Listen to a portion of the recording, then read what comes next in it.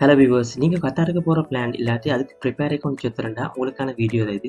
இந்த வீடியோல கத்தார்ட மெடிக்கல் டெஸ்ட்டை பத்தா பேச போறோம். சில பேருக்கு இல்ல நிறைய பேர் டவுட்ஸ் இருந்துச்சு, எத்தி டாக்குமெண்ட்ஸ் கொண்டு போகணும், எப்படி ப்ரொசஸ்ன்னு சொல்லி அதெல்லாம் கிளியர் பண்ண தான் இந்த வீடியோ கொண்டது. ஸோ நான் நினச்சி இந்த வீடியோ உங்களுக்கு யூஸ்ஃபுல்லாக இருந்துச்சுன்னு சொல்லி ஸோ மறக்காம சேனலை சப்ஸ்கிரைப் பண்ணி பக்கத்தில் பெல் ஐக்கனை கிளிக் பண்ணி வச்சுக்கோங்க. அப்போ நான் வீடியோஸ் போட்டால் உங்களுக்கு இன்ஸ்டண்ட்டாக பார்த்துக்கொள்ளிடும். ஸோ மறக்காம வீடியோ ஃபுல்லாக பாருங்க. வாங்க வீடியோக்குள்ள போகலாம்.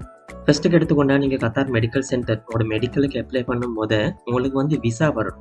பொதுவாக வந்து லேபர் விசா அது மாதிரி நிறைய விசா உங்களுக்கு தெரிஞ்சிருச்சும் ஏற்கனவே உங்களுக்கு கிடச்சும் இருந்துச்சும் நீங்கள் ட்ரை பண்ணி கொஞ்சம் சொன்னாக்கா நான் வந்து சில போகிற ஸ்பான்சர் விசா அப்படின்னா தேவைப்பட்ட விசா எடுத்துக்கொண்டு போகிறதுக்கு தான் உங்களுக்கு மெடிக்கல் அப்ளை பண்ணி உங்களோட பாஸ்போர்ட் நம்பர் விசா நம்பரை கொடுத்து பொதுவாக வந்து உங்களுக்கு ஏற்கனவே ஜொப்போட கிடச்சி இல்லாட்டி ஏஜென்சி த்ரூ வந்தாக்கா எம்ப்ளாயரே விசா அனுப்புவார். அதுக்கப்புறம் சம்டைம் அவங்களே மெடிக்கல் போட்டு தருவாங்க, இல்லாட்டி நாங்கள் மெனுவலாக போட்டுக்கொள்ளணும். அதுக்கு நான் ஸ்டெப் பை ஸ்டெப்பாக செல்ல போகிறேன். ஃபர்ஸ்ட்லேருந்து உங்களுக்கு அப்போ கொஞ்சம் கிளியர் வரும்.